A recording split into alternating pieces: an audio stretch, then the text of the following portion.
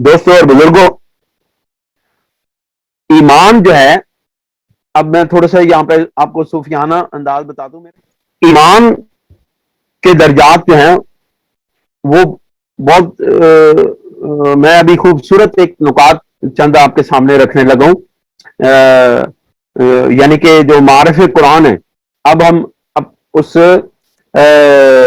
مغز کی طرف آ رہے ہیں. ابھی تک جو ہم نے بیان کیا نا، اس کے اب میں مغز بیان کرنے جا رہا ہوں. ایمان کے 3 درجات ہیں، اور یا اللہ نے صوفیاء کرام نے ایمان کے 3 درجات بیان کیے ہیں. پہلا درجہ جو ہے وہ ایمان بالغیب کا ہے، جس کو علم الیقین کہتے ہیں. یعنی ہمارا ایمان، ہم یہ جو کچھ بھی ہم ابھی تک ہم نے پڑھا ہے کہ یا الذین آمنوا باللہ ورسولہ، یہ جو کچھ بھی ہے یہ ہم جو ہے وہ یعنی ایمان بالغیب ہے. ہم نے بغیر دیکھے ہوئے اللہ پر ایمان لائے، ہم بغیر دیکھے ہوئے فرشتوں پر ایمان لائے، ہم بغیر دیکھے ہوئے رسول اکرم صلی اللہ علیہ وسلم پر ایمان لائے. یہ ہمارا ایمان بالغیب ہے. لیکن یاد رکھیں، اس سے اگلا درجہ، جس وقت انسان پر اللہ رب العزت کے انوارات کی تجلیات پڑتی ہیں، انسان کے قلب پر اللہ رب العزت کی تجلیات پڑتی ہیں، انسان ذکر الہی کرتا ہے، اللہ اللہ کرتا ہے، اللہ کا نور جب انسان کے دل کو منور کرتا ہے، تو یہ ایمان بالغیب جو ہے، یہ ایمان بالعین میں تبدیل ہو جاتا ہے. یہ ایمان غیبی سے ایمان عیانی میں تبدیل ہو جاتا ہے. اور ایمان عیانی کیا ہے کہ ایسا ایمان، ایسی معرفت جس کو انسان اپنی آنکھ سے دیکھ لے. اس کی مثال قرآن مجید میں اللہ تعالیٰ نے حضرت موسیٰ علیہ السلام کی صورت میں عطا فرمائی ہے کہ جب حضرت موسیٰ علیہ السلام کوئی طور پہ گئے اور اللہ رب العزت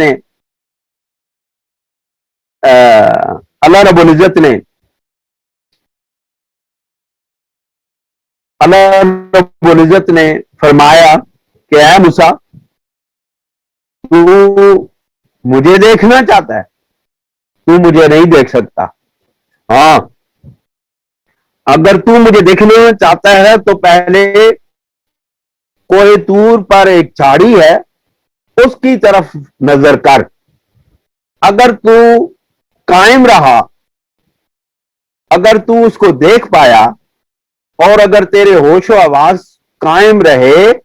تو پھر یاد رکھنا، پھر تو مجھے دیکھ سکے گا. اور اسی طرح ہوا. حضرت موسیٰ علیہ السلام کوئی طور پہ گئے، آپ علیہ السلام نے اس جھاڑی پر نگاہ کی،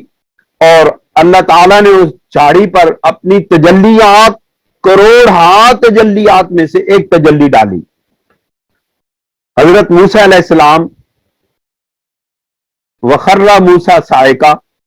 حضرت موسیٰ علیہ السلام اس تجلی کو برداشت نہ کر سکے اور آپ بے ہوش ہو گئے. تو لیکن یہ ہے کہ حضرت موسیٰ علیہ السلام نے ان انوارات الہی میں کو، یا اس تجلیات الہی میں سے ایک تجلی کو دیکھ تو لیا تھا، دیکھنے کے بعد بے ہوش ہوئے تھے. دیکھنے سے پہلے تو بے ہوش نہیں ہوئے، دیکھنے کے بعد بے ہوش ہوئی ہے. اس کا یہ مطلب ہے کہ ان کا ایمان عیانی ایمان ہو گیا، عین ایمان، یقین، علم الیقین اور عین الیقین کی کیفیت سے دو چار ہو گیا، عین الیقین کے مقام اور مرتبے پہ فائز ہو گیا. کیونکہ حضرت موسیٰ علیہ السلام نے حضرت رب ذوالجلال جل شانہ کی اس تجلی کو دیکھ لیا، اور دیکھنے کے بعد بے ہوش ہوئی ہے. یہ معرفت الہی، معرف قرآن ہے. ان کو سمجھنے کی کوشش کریں. میرا مقصد بھی یہی ہے کہ آپ ان چیزوں پر غور کریں، آپ کے اندر یہ چیز ڈیولپ ہو، آپ کے اندر اس چیز کا ملکہ پیدا ہو کہ آپ قرآن مجید کے ان نکات پر اور ان معارف کو حاصل کرنے کی جستجو کریں اور کوشش کریں کہ آپ کو اس طرح کے معارف جاننے کی ایک تربیت مل جائے اور آپ کے اندر ایک قابلیت پیدا ہو جائے. اللہ کرے، میری تو یہ خواہش، میری تو یہ دعا، میری تو یہ کوشش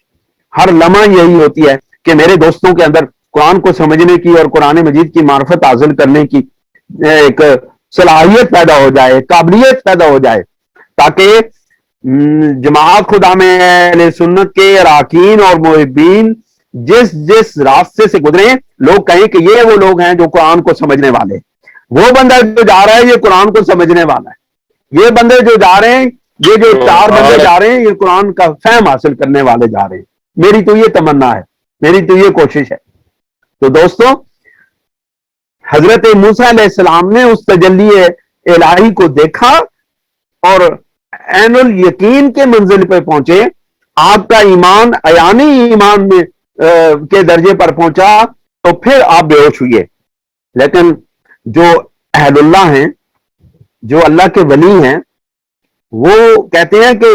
حضرت موسیٰ علیہ السلام نبوت اور رسالت کے مقام پر بے ہوش نہیں ہوئے، بلکہ نفس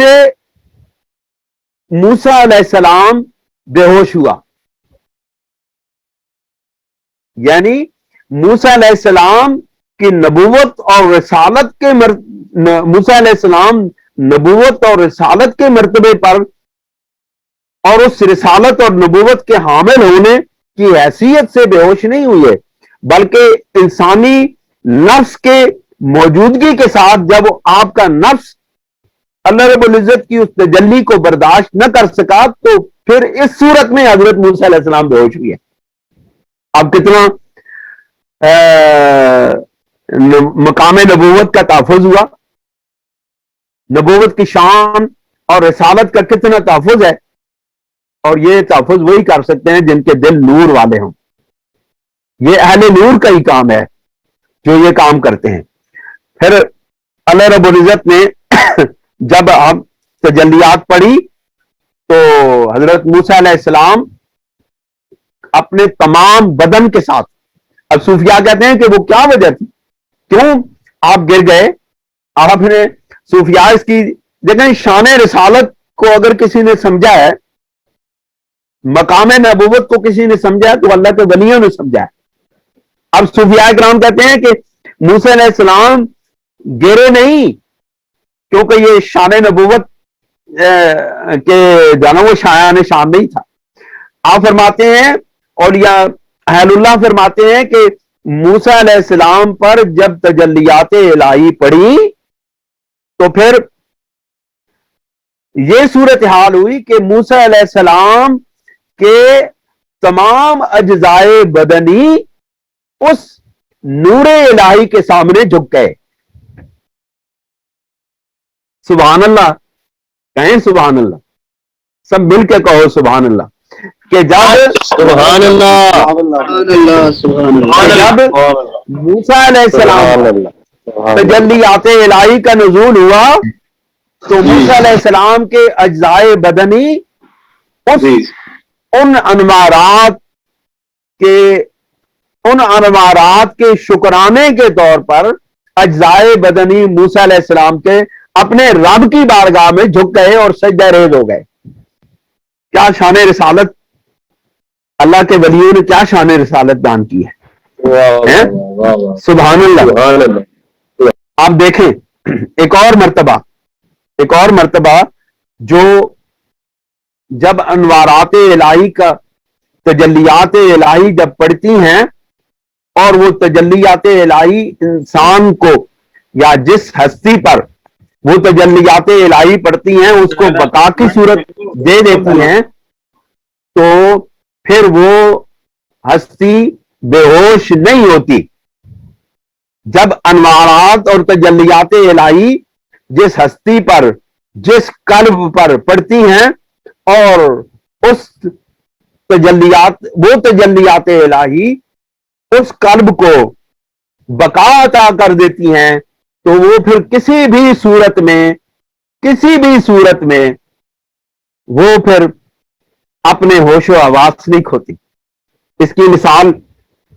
شب معراج ہے. میرے سرکار دو عالم سید کائنات حضور سرور دو عالم صلی اللہ علیہ وآلہ وسلم شب معراج جب لامکان کی وسعتوں پہ گئے،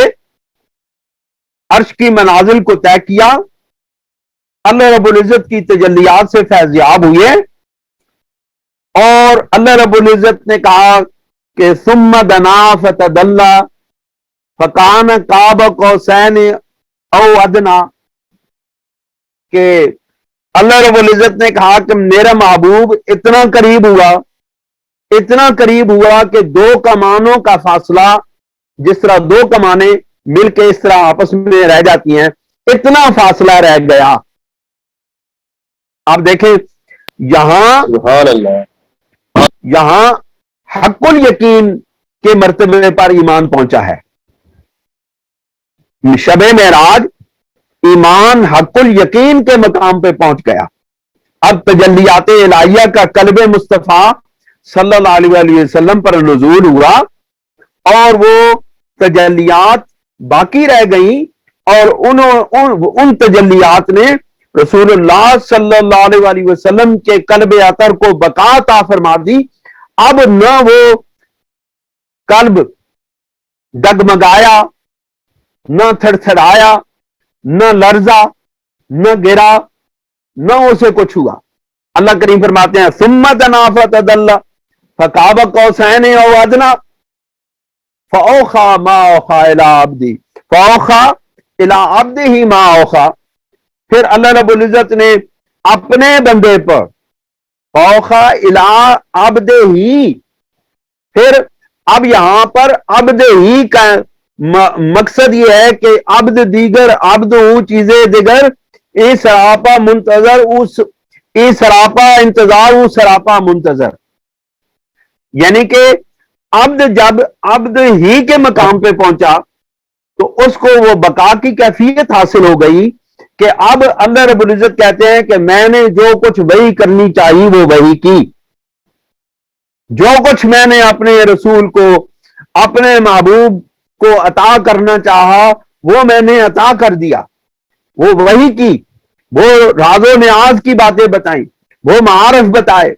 وہ کائنات کے حقائق بتائے، وہ سب کچھ بتایا، اور اپنے محبوب کو ما کان و ما یکون کا وہ علم عطا فرمایا کہ جو اور کسی کو بھی عطا فرمایا تھا. اور اس کیفیت کے اندر بھی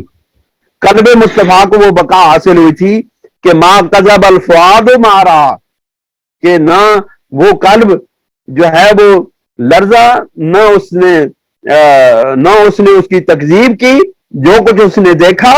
اس نے اس کی تکذیب بھی نہیں کی، اور وہ لڑکھڑایا بھی نہیں، اس کے اندر کوئی لرزش بھی نہیں ہوئی، اس کے پائے استقلال میں کوئی جنبش بھی نہیں آئی. اس نے بس جو کچھ دیکھا وہ پی گیا، برداشت کر گیا. یہ قلب مصطفیٰ کی بقا کا مقام ہے، یہ قلب مصطفیٰ کے اس مقام اور مرتبہ ہے جس میں اللہ رب العزت نے رسول اکرم صلی اللہ علیہ وسلم کو حق الیقین کا ایمان عطا فرمایا. اور یہ درجہ اس دنیا کے اندر سوائے رسالت مآب صلی اللہ علیہ وسلم کے نہ کسی بھی شخص کو نہ مل سکا. سبحان اللہ. یہ جو دیدار الہی کی دولت ملی ہے یہ سوائے مصطفیٰ کریم کے اور کسی کو بھی نہیں ملی ہے. دوستوں اور بزرگوں، پھر اللہ کریم ارشاد فرماتے ہیں کہ ان الذین آمنوا ثم کفروا ثم آمنوا ثم کفروا ثم ازدادوا کفرا لم یکن اللہ لیغفر لهم. آپ فرماتے ہیں کہ ان کیفیات کے بعد، اس ساری چیزوں کے بعد، بے شک کہ وہ لوگ جو ایمان لائے پھر انہوں نے کفر کیا، پھر وہ ایمان سے پھر گئے، ثم آمنوا ثم کفروا، پھر وہ ایمان لائے پھر کفر کیا، ثم ازدادوا کفرا، پھر وہ اپنے اس کفر کے اندر بڑھتے چلے گئے. تو صوفیاء کرام لکھتے ہیں کہ یہ ایمان لانا پھر کفر کرنا، پھر ایمان لانا پھر کفر کرنا، اس کے کیا معنی ہے؟ اس کا معنی یہ ہے کہ اس قلب کے اوپر جو ایمان لے کر آیا ہے اس پر اللہ رب العزت کی تجلیات کا نزول ہوا ہی نہیں ہے۔ اگر اللہ کی تجلیات کا نزول ہو جاتا تو پھر کبھی وہ کفر نہ کرتا۔ کفر کرتا ہی وہ ہے کہ جو زبانی ایمان لایا پھر وہ اس نے کفر کیا، پھر زبانی ایمان لایا، لوگوں کو دکھانے کے لیے ایمان لایا، پھر اس نے کفر کیا، اور پھر وہ اپنے اس کفر میں بڑھتا چلا گیا۔ اگر اس کے قلب پر نور الہی کی تجلی پڑ جاتی تو پھر کبھی وہ کفر اختیار نہ کرتا۔ یہی وجہ ہے کہ صوفیاء کرام کے پاس جانے والے، اللہ رب العزت کے ولیوں کے پاس جانے والے، اہل اللہ کے پاس جانے والے، اللہ رب العزت کی وہ اللہ کے ولی، وہ اللہ کے بندے، ان پر ایسے اللہ رب العزت کی تجلیات کا نزول کرتے ہیں جو ان کو اللہ تعالیٰ نے عطا کی ہوتی ہے، تو ان کا ایمان مستحکم ہو جاتا ہے، پھر وہ کفر کے اندر قدم نہیں رکھتے۔ سبحان اللہ، سمجھے یہ بات؟ تو دوستو اللہ پھر فرماتے ہیں کہ لم یکن اللہ لیغفر لہم، تو یہ اللہ رب العزت کی سنت نہیں ہے کہ ان کی بخشش فرما دے، ولا یہدیہم سبیلا، اور نہ یہ کہ ان کو کوئی سیدھا راستہ دکھا دے۔ اللہ تعالی ہمیں عمل کی توفیق عطا فرمائے، اور اللہ تعالی ہمیں ان نیک راستوں پر چلنے کی توفیق عطا فرمائے، اور قرآن مجید کے ان معارف کو سمجھنے کی توفیق عطا فرمائے۔ دوستوں اور بزرگوں، کل جو ایک سوال ہوا تھا، میں آخر میں اب آتا ہوں، آپ کو ایک بہت خوبصورت بات بتاتا ہوں، ہاں آپ سب ہمتم گوش ہو جائیں ماشاءاللہ۔ کل ایک بات چلی تھی کہ کوئی صاحب قبر کسی کو فیض دے سکتا ہے کہ نہیں دے سکتا ہے، تو میں نے اس سلسلے میں یہ عرض کیا تھا کہ وہ فیض دے سکتا ہے، لیکن جب اس کی بارگاہ میں کوئی کامل شخص پہنچتا ہے۔ اس کی وجہ یہ ہے کہ وہ اللہ کا ولی ہمتاً مصروف متوجہ اللہ ہوتا ہے، اور اس کی مخلوق کی طرف توجہ بہت کم ہوتی ہے۔ اس وجہ سے اس سے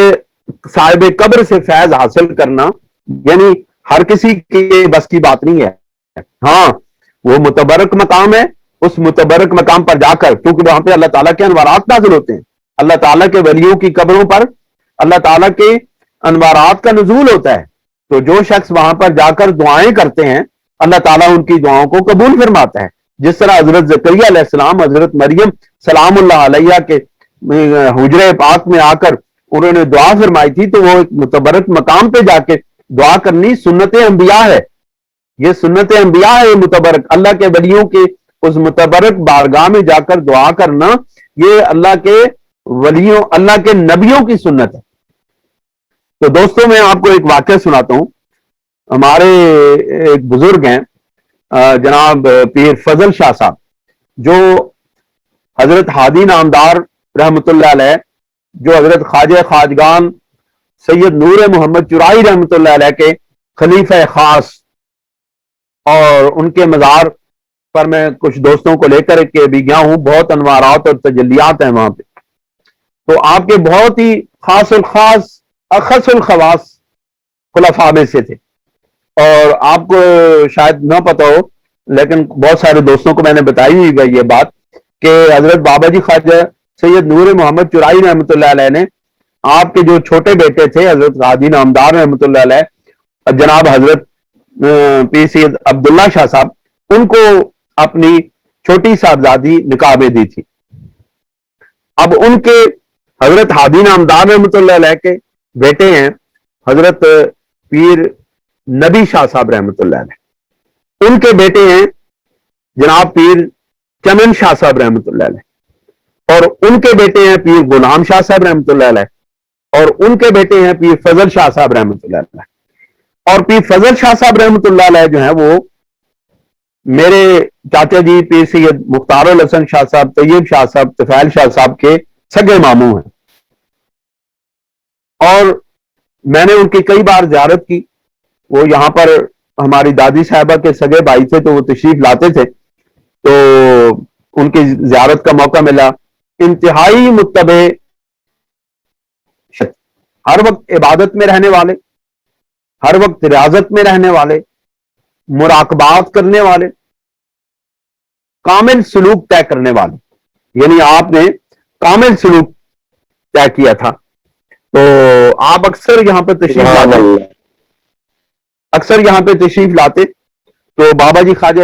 خواجگان سید نور محمد چرائی رحمۃ اللہ علیہ کے مزار پہ حاضری دیتے اور کئی کئی گھنٹے مراقبہ کرتے. تو ان سے ہمارے ایک بھائی ہیں، کزن ہیں، انہوں نے پوچھا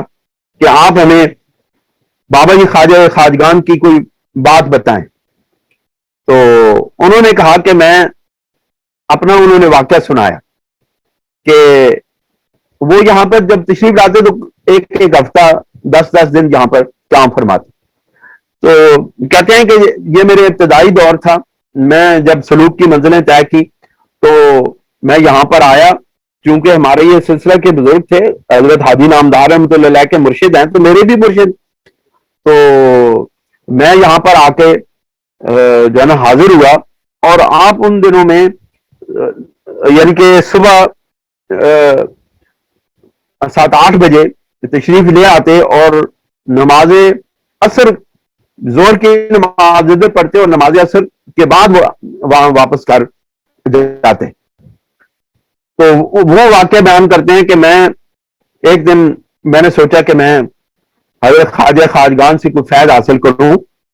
کوئی یوزات اور برکات حاصل کرنے کے لیے میں